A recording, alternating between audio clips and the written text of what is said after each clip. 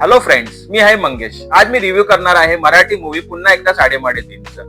या मूवीची रुंदी आहे 2 तास 11 मिनिटं. ही एक कॉमेडी ड्रामा मूवी आहे. ही एक फ्रेश मूवी आहे आणि ह्याच्या फर्स्ट पार्टशी काही एक संबंध नाही आहे. या मूवीच्या स्टारकास्ट मध्ये आहेत लेजेंडरी ऍक्टर अशोक सराफ, भरत जाधव, मकरंद अनासपुरे, सिद्धार्थ जाधव, संजय नार्वेकर आणि ऍक्ट्रेस मध्ये आहेत आर्ची म्हणजेच रिंकू राजगुरू. या मूवीमध्ये जितक्या कलाकारांनी काम केलं आहे सगळ्या कलाकारांची कामं सुंदर आहेत.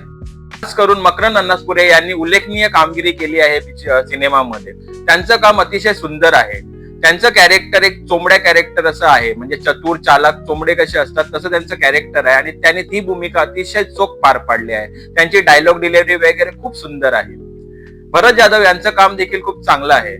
ते एक साधे भोळे, त्यांचं कॅरेक्टर एक साधे भोळ्या माणसाचं आहे आणि ते कॅरेक्टर त्यांनी खूप छान निभवलं आहे आणि खूप चांगलं काम केलं आहे. लेजेंडरी ऍक्टर अशोक सराफ यांचं काम नेहमीप्रमाणे छानच असतं, ते चांगलंच त्यांनी काम केलं आहे. सिद्धार्थ जाधव यांचं काम ठीकठाक आहे आणि रिंकू राजगुरू यांनी खूप सुंदर अशी कामगिरी त्यांनी पार पडली या मूवीमध्ये आणि खास करून ते या मूवीमध्ये खूप सुंदर दिसत आहे. बाकी सपोर्टिंग कास्टने देखील आपली कामगिरी चांगली पार पाडली आहे. मूवीचे डायरेक्टर आहेत अंकुश चौधरी करून. त्यांचं डायरेक्शन ठीकठाक आहे. त्यांच्या डायरेक्शन विषयी बोलण्यासारखं असं काही विशेष नाही आहे. त्यांची काही कामगिरी एवढी आउटस्टँडिंग नाही आहे. त्यांनी ठीकठाक असा चित्रपट बनवला आहे.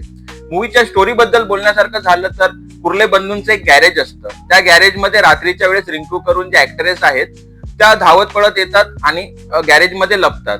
आता त्या का लपतात, त्यांच्या मागे कोण गुंड लागलेले असतात, का लागले असतात, त्या गॅरेजमध्ये येऊन का लपतात, त्यांचं पुढे काय होतं कसं होतं हे मूवीमध्ये तुम्हाला दाखवलं गेलं आहे.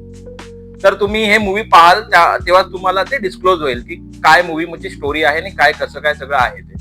मी मूवी बद्दल तुम्हाला जास्त काही सांगू शकत नाही, कारण की मूवी बद्दल मी थोडं तुम्हाला जास्त काही सांगायला गेलो तर ते सगळं स्पॉइल होऊन जाईल. मूवी खूप फास्ट फेस आहे, तो तुम्हाला कुठे बोर नाही करत. पण इंटरव्हलच्या अगोदर एक सिक्वेन्स आहे, तो तुम्हाला खूप फोर्स कॉमेडी आणि खूप बालिश असा वाटेल.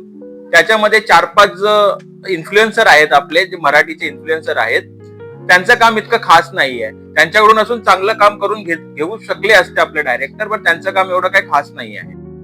मूवीचं क्लायमॅक्स ही ठीकठाक आहे, त्यात काही एवढं नाविन्य नाही आहे आणि फोर्स क्लायमॅक्स वाटतो, त्यात काहीतरी मिस वाटतं. ओव्हरऑल मूवी ठीकठाक आहे, वन टाइम वॉच आहे. मूवीचे डायलॉग रायटिंग खूप छान आहे. तुमच्या थिएटरमध्ये हसून हसून पोट दुखेल. मूवीचं बॅकग्राऊंड म्युझिक अप्रतिम आहे. मूवीची एडिटिंग शार्प आहे. मूवीचं स्क्रीन प्ले ठीकठाक आहे. मूवीमध्ये एकही गाणं नाही आहे, सो मूवी कुठे बोर नाही करत. स्टोरीमध्ये असं काही नाविन्य असं नाही आहे.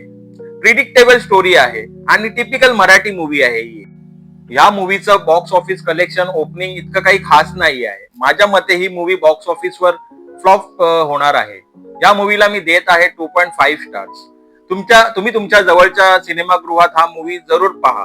तुमच्या फॅमिली बरोबर पहा. हा मूवी तुम्हाला खूप आवडेल, तुमचं खूप मनोरंजन करेल आणि मी एवढी गॅरंटी देऊ शकतो की तुमचं पोट दुखेल हसून हसून आणि तुम्ही तुमची सगळी टेन्शन विसरणार आहात हा मूवी पाहताना. हा माझा पहिलाच मराठी रिव्ह्यू आहे आणि मी असेच पुढेही मराठी मूवीचे मराठीत रिव्ह्यू करत जाईल. पण तुमचं मला ह्याकरता प्रोत्साहन हवं आहे. तुम्ही मला असंच प्रोत्साहित करत राहा. मी असेच मराठीत तुम्हाला मी व्हिडिओज बनवत राहील. जर तुम्हाला माझा हा व्हिडिओ आवडला असेल तर तुम्ही मला जरूर लाईक शेअर सबस्क्राईब करा आणि मला असंच पुढे नेत राहा. थँक्यू.